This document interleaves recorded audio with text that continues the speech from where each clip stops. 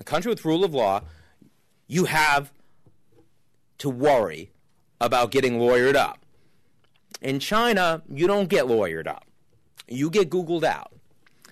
And we need to recognize that Goldman Sachs, if the Chinese government decides they don't need, right, the cash anymore, and so a big part of Goldman's raison d'etre, which is to sort of be able to go and invest in the next big thing happening in China, the Chinese don't want that. The Chinese state media now is saying that Goldman's making too much money. I would be seriously worried if I was Goldman right now. Not sure I want to say that publicly, because the question mark and the end of the free market, underneath that I say, who wins the war between states and corporations? That's what I want to end with. It's a very simple answer. If you are in a war between a state and a corporation and you are the corporation, you will lose. Right? You will lose. And so if you're a corporation, the first thing you need to do is find out, are you in a war or are you likely to become in one? Right? So you need to have self-awareness. And then if it turns out you are going to be in a war, you have to either find a way to get out and make nice with the government, or you should leave.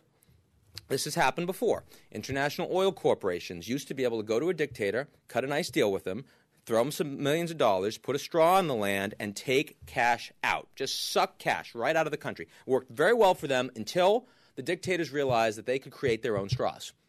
National oil corporations. Now 13 of the 15 largest oil corporations in terms of reserve size. They are not companies in the private sector. They are national oil corporations. When we talk about big oil, we're really talking about states, as it turns out. Right? So if you were an IOC, you suddenly were out of the straw business. And that meant that you had to either do something different, like move towards management and technology, one of the things that ExxonMobil has successfully done, or you lose. Failure is an option.